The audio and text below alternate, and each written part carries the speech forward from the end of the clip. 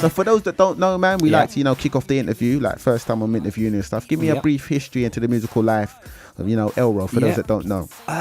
Well, I used to do stand-up, and then I started getting bored of that. I was kind of writing, I always liked hip-hop, and I started writing some raps that originally I was going to maybe put into a stand-up set while I did it.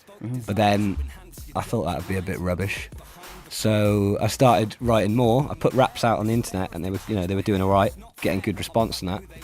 And then I got in contact with SB and did a warm-up session with them, and that got quite a few hits. And so since there, I just realised people actually like this, so I'm enjoying doing it a lot more than the stand-up. So it was an easy sort of career choice for me, so I just started doing music full time. And you got the deal at the moment, associations with Mike Skinner, 679 Warner at the moment, and it's like, you're one of the artists that has done a warm-up session with SB, but not all the artists that do warm-up sessions get, the crossover love that you have. No, but that's the thing is with SB gives you that platform, and I think if you're given that platform, you have to take your chance, because it's like there's quite a few rappers I see on SBTV who, don't get me wrong, they're good rappers, but what they're saying isn't necessarily standout, and so they can be as good as they want, but they'd have to be a lot better to be saying what they're saying and then standing out. So I think I've kind of cheated my way into the scene, because I've just kind of made my own niche where I just say what I want, and people seem to like it. So I think that you'd be the first to admit that your style is pretty unorthodox, right? Yeah, definitely. Yeah, it's my own, I guess. Sound pretentious saying that, but I guess it is. So, yeah. Do you ever worry that people might not get it? Before people got it, that was what held me back for ages. My own preconceptions of people, thinking, are people really gonna want to listen to me chat about this? But then I realised if the content is decent, then the logical people who you want in your audience will just like it. If I see someone who's not a conventional rapper, but then they say stuff I like, I couldn't give a damn how they go about it, how they look, how they do anything. If I like something, I like it. And once I realised that most people are like that, you're always going to have people who are haters, but they tend to be the irrational people that I wouldn't even want in my fan base anyway.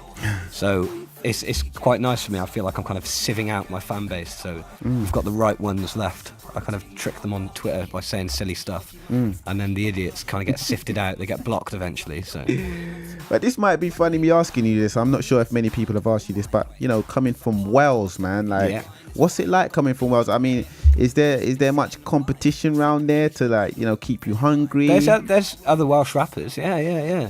Because we're not hearing much, man, from London. Check out Tiny. I always big up Tiny. He's my favourite. I've heard you Wales. talk about him before. Yeah, I would definitely check him out. He's my favourite. There's always other competition, but for me, I'm not really interested where anyone comes from anymore. It's just it's just kind of categorising things, isn't it? And people use it as an excuse these days. The amount of people from Wales I've heard say no one from London is listening. Well, not in that accent. They're saying it in a Welsh accent, obviously.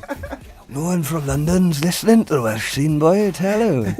It's just well, you've got the internet now, so there's no excuses. You can put a video out there, and if people like it, they like it. So there isn't any excuses anymore. So I don't think it really matters. Well, let me ask you this: do you speak Welsh? Do you speak the Welsh language? Well, I could say Bore da, which means good morning. Well, because the next question I was going to ask you is if you're going to write any raps in Welsh, or do you record in Welsh? God, that will never, ever, ever happen. I'm not a big fan of the Welsh language. Are you Welsh? Is your family Welsh? I'm half and half. I'm a hybrid. My mum's Welsh. My dad is. So Welsh English is spoken in your household? No. Do you honestly think most family, literally 1% of Wales? I heard that. No. Well, maybe it is, but where I'm from, no, literally if you get 1 in 50, or that's quite a lot. No one speaks Welsh. That's crazy. But you got to remember, I can see England from my bedroom window. Yeah. So I'm quicker going to Bristol than if I wanted to go to Cardiff. Straight. Oh, okay. And even so, even if you go a bit further, you've got to go to the proper valley places, or the proper kind of out the way places, to get people who speak it most of the time.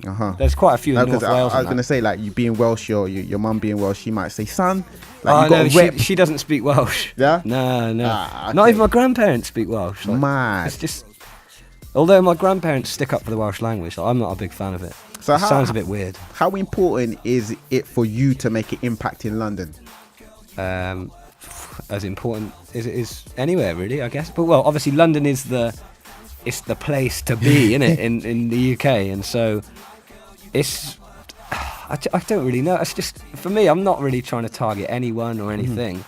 I'm just doing what I do, and then if London likes it, then London will like it, and good stuff will come of it. So I never really go out there trying to specifically, I'm going to do this because I want London to like this, or I want this to...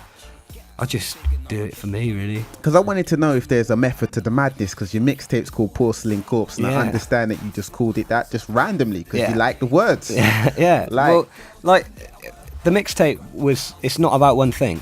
It's about lots of different things. So even if I wanted to name it something related, I wouldn't have been able to, because there's not a one word or phrase that describes the tracks. It would have to have been like a 1,500 word title, like that you can't describe it in. So that was written out, and even if I do an EP that's about one particular thing, I'll probably still just call it something weird for my own amusement. Just because, like, for example, would I have ever heard you say Porcelain Corpse unless I came up with a mixtape title? I would never have heard anyone else in the world say Porcelain Corpse to me, almost certainly. But you know what? Now I hear it all the time. There's a reason, like, deep within your mind why you called it that. Yeah. Well, I think the reason is just because I find the words funny, and I find the idea of a porcelain corpse funny, because a corpse is still dead anyway, so why does it need to be porcelain? Yeah, straight up. So, like, I just found it funny, and that is the bottom line of it. And as long as I'm in a position to do strange things like that and get away with it, I will. Like, as long as I can shout out Dan White Derulo on a track, or shout out Drizzy Jake, anyone, like, I'll do it. I want to do weird things that a lot of people don't get, just for my own amusement. Say no more. Because I'm a selfish idiot. Many syllables. You put a bird in the plane and then attacked me. Mile high members of helicopters Apache. Get too big in Norwich, be a doorman. Get too warm, I